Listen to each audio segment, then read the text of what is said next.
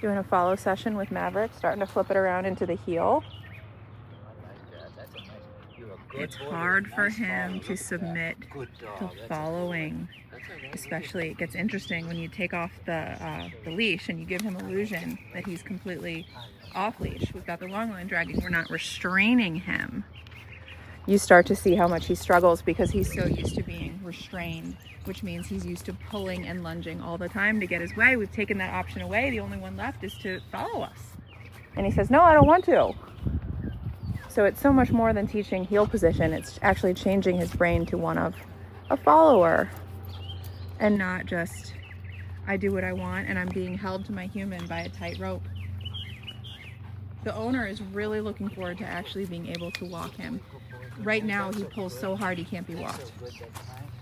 So it's so much more than teaching the position. It's actually getting him to accept the position. You know, remind me to say something about the pulling. We haven't used the leash yet. No. Right? So he can't pull me because I don't have a leash in my hand. But what I find interesting, good boy. If he can't pull, he's just going to walk away. But what he wants to do now, bring a little closer again.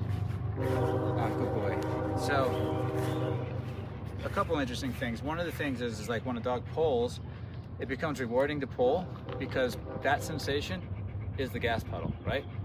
Feel the pressure, I'm pulling my owner behind me, I'm getting to where I want to go. So they're actually, every step they take in the direction they want to go in, pulling is reinforced to be a good thing. This is how I get to where I'm going. So it's patterned in the head. So if I pick this up and start trying to walk him and I put some pressure on that leash, he's probably going to naturally, and he's so strong, without even thinking, now that's the gas pedal, right? So what's interesting is a lot of people use the leash to walk the dog, and the dogs, they have no control of them even though they have this device. And in this method in the beginning, we're not even using the leash to teach him where to go. So you actually don't need a leash to tell him to be here.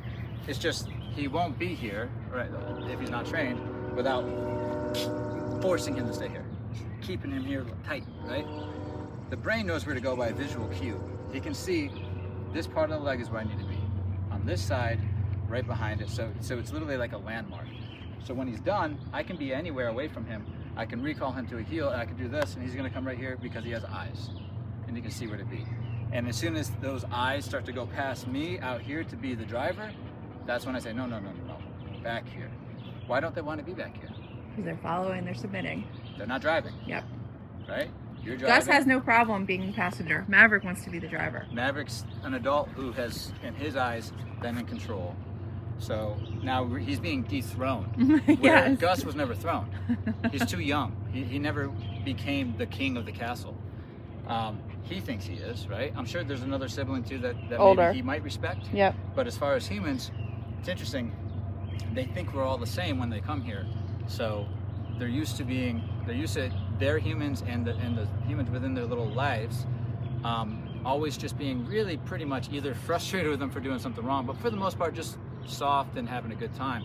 They're coming here and we're saying we're a pack and we have things we need to do and here's some direction for you to follow, and they say, whoa, I don't work with a script. You know, they don't like it once they've been living freely for so many years.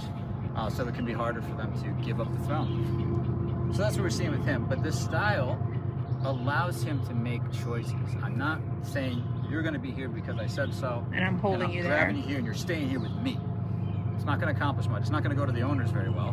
Maybe I could get him to behave, but nobody else will be able to. So what we have here is the e-collar and some understanding of how to deal with the correction. He's got all that under his belt. So when you're seeing him check out from me and go and try to do other things, he's making a conscious decision because we've built up to this conversation. So we're very detailed. He understands that I'm asking him to follow me, and he's saying, I don't want to follow you because I don't want to give you the leader position. It's not because I don't like following it or whatever they can. It's not because I don't like down or I don't like place. It's because I am now aware that this is a hierarchical conversation and you're trying to be in control, meaning me. And he's like, and I'm going to fight against that because I want to remain in control. It's really that simple. People say they're brats, they're spoiled, all these words for the same thing. They don't listen. They don't want you to have control over them. They will give it to you though if you go through that ritual, which they go through with each other, and then find at the end of each conversation we have, he's following and he's accepting that I'm the leader, I'm the guy who's taking care of him, but I'm also the guy keeping him in line. They submit to that, they surrender to that, they live that way. That becomes the new norm, and then the dog becomes as easy as they can possibly be, still being animals in our house. And because the mentality shift, they say, you're gonna lead, they accept it. Like my dog over here, Riggins, doesn't fight me on that position. So because he doesn't fight me on that position, I can tell him to do things and he'll listen. I won't misuse that, and he knows that. But I can say, don't do that, and he'll stop. And I can say, hey, go do this, and he'll do that. And he gave that to me after, I don't know, the ritual going on for however long it had to go on. It came up here and there through our lives together. And I maintain this position. And I also am taking care of him. He does have a roof over his head. He does get fed. He does get freedoms, and he gets a good life. But gotta listen. Yeah. So because we don't have that issue with him, we're not having an issue with him. So that's where he is struggling. Good job, man. He is doing really good. Yes, he is. He's getting there. It's just interesting to see every dog kind of go through the same. They go through the same struggle, surrendering to the leadership. Right. Good. Stay. Okay. Even that was impossible just a couple stay days is hard. ago. Why is stay hard? Does he not like sit? No, because you're controlling his movement. Right. And from afar. If you control the movement, you control the pack. And that's a simple way to remember it.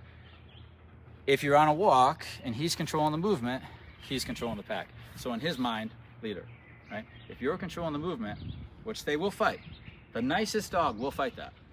And then they won't, but they have to make sure you're the real deal. They're not gonna follow just anybody, right? I'm not bribing him with food for him to earn something. That's not the same conversation. Let's say, do you want this? Do this. And that's a separate conversation. We're not talking about hierarchy. We're talking about, here's a game we can play and you can earn a reward. That's different than hierarchy. They know we're talking about hierarchy because the way we deliver it, the situations we put them in, and that's why we see a stubbornness on any of the commands. So that stay was impossible, not because he didn't know stay, he knew stay, he knew sit. Not because he doesn't like the position, it's comfortable. He does it all the time on his own. Because on his terms. I'm controlling movement. Yes. And if I'm controlling movement, I'm the leader, which means he's not the leader. Blah, blah, blah, blah, blah. Same old, same old. Good. Stay. Nice job. Like, you can tell we've been working on down. Good. He's using it as a coping skill. Honest mistake. You know, I gave him the thumbs up. He thought it was a release, probably because he wants the release. But he stayed when I told him to stay. No problem. Nice Good. job. Good No boy. problem. I mean, that was a great response, right? Threw himself in a down. Good boy. All right. So this is a dog who uses people as things, right? So if he wants something from you, he's gonna jump on you. He's gonna paw at you, and it's gonna scratch you. He's gonna do it in a friendly way, but he's gonna scratch you. He's gonna knock you over. He's gonna hurt your knees, and you shouldn't be. A leader's not treated like that. So the dog shouldn't come up to you and demand anything from you. If you're being a proper leader, you've already taken care of all their needs, so they don't need anything, and you keep that boundary, so they understand that when push comes to shove, you're gonna be running the show. All right, good. Maverick, stay. Good. That's all right. We don't want him releasing Again, to his name. That's fine. That's He's learning. honest.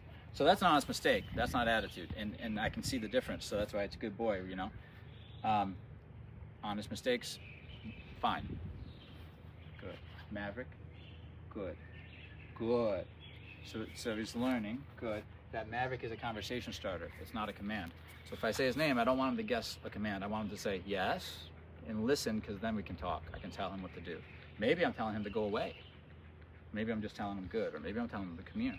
Could be anything. Maverick. Break. Good There it job.